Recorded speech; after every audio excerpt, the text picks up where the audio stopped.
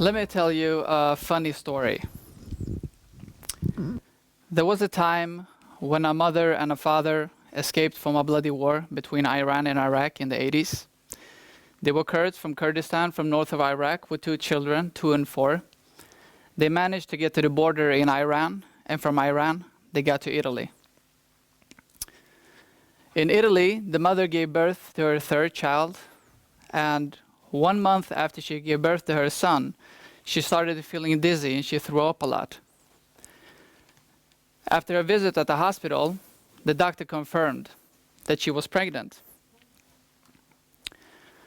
And they couldn't afford to give birth to a 4th child because there was no food, no money, no water to feed the other 3 children. So the father begged the doctor to do an abortion. He even paid the doctor to do an abortion. The doctor declined the abortion and said that it was illegal in Italy because it was a Catholic country.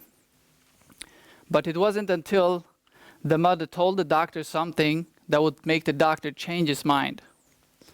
"I'm only 16 years old," the mother said.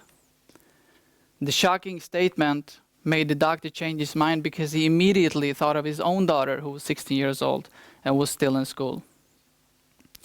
The doctor made an exception. He did the abortion. He gave the mother 6 pills to swallow. And when he injected that needle into the mother's arm, the mother's heart burst. Her heart went to 1,000 pieces because deeply in her heart, she really, really wanted that baby. The liquid in the needle became smaller and smaller. And when the doctor pulled out that needle, a tiny blood spot appeared on the mother's arm. The mother observed the tiny blood spot and realized the baby she had just killed. Her head went down and tears began to drain. 8 months later, 1984 in Sweden, the mother gave birth to a baby boy. Now, I told you that I was going to tell you a funny story. I didn't. But the funny thing is, I'm still alive.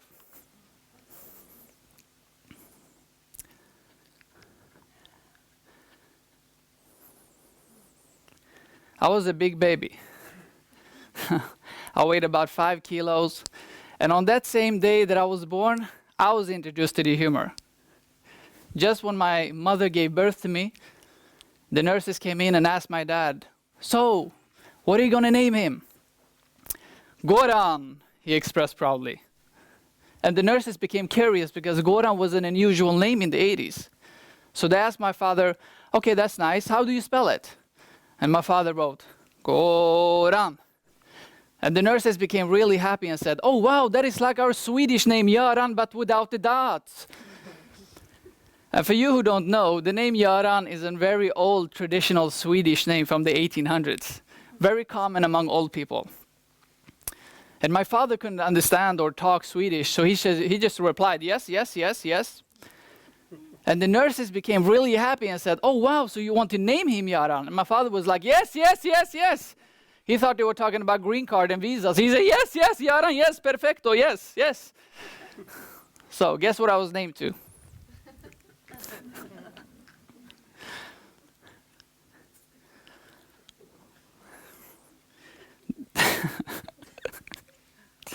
This led to many difficult years of struggle in my life. Absolutely. I was bullied in school for my name. I got an identity crisis at an early age about being Swedish, because here I was looking like I did and had a name that only old men had. And people always reacted weird when I told my real name. I grew up in a traumatic household with grief and pain. My parents didn't know if their families were alive after the war. And this tore my father apart. He became very abusive and he became an alcoholic. And my mother couldn't take it anymore, and she just took us children and divorced my dad. And what happened to us? We were this strong family that would always stay together. I mean, not even war could separate us. I was divided down to the very bottom. And all this made me become an introverted person. And I didn't care to live anymore at that point in my life. I just wanted to die.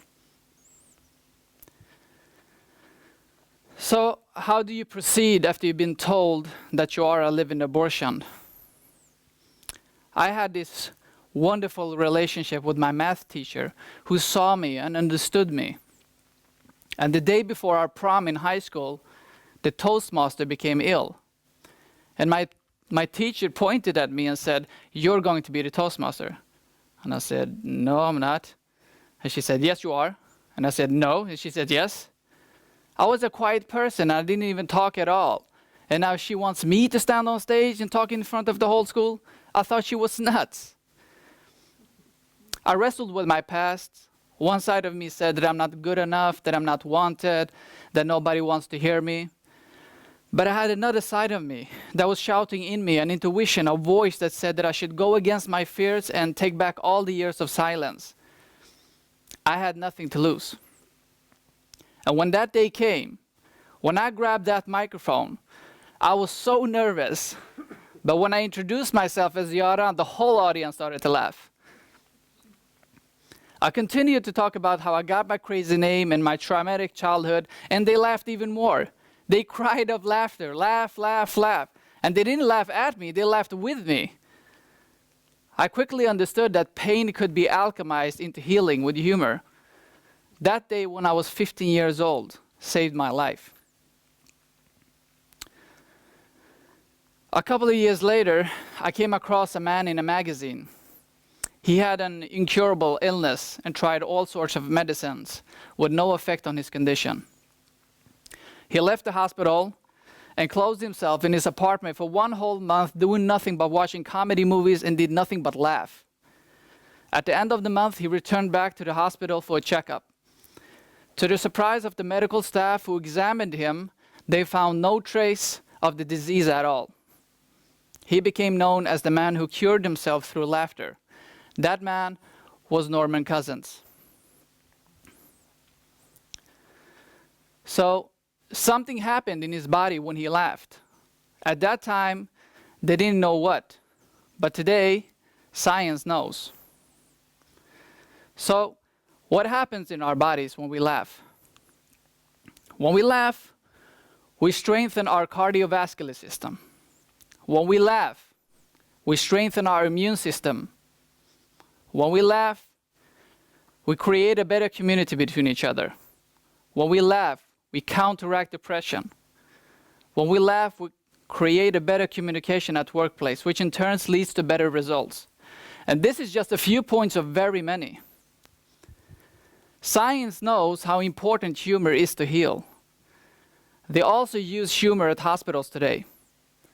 And the best known approach to bringing humor and laughter to hospitals is the use of clowns.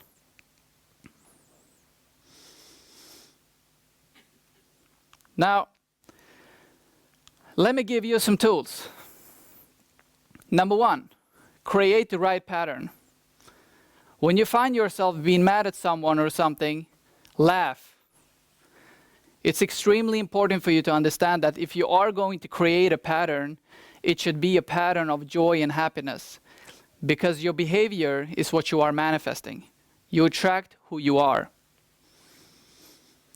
Number 2, I challenge you to challenge yourself.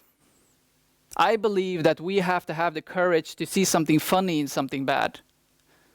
It's easy to be negative and see bad things in situations. But being happy when it is at its lowest points, I promise you, if you challenge yourself to be happy when it gets dark, your situations will change too. Number 3, share your story with others.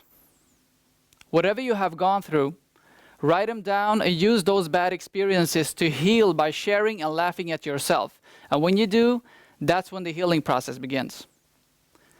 Laughter is not the only crucial factor in healing wounds and pain, but it is a very important part of the healing process.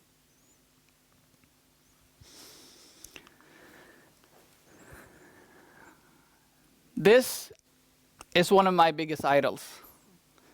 Not because he was funny, but because he taught me how to heal. We all know the tramp character, right? You know the tramp character? The funny walk that he did? And that wasn't because he liked penguins. but because he was trying to avoid the blisters under his feet, which gave him a tremendous amount of pain.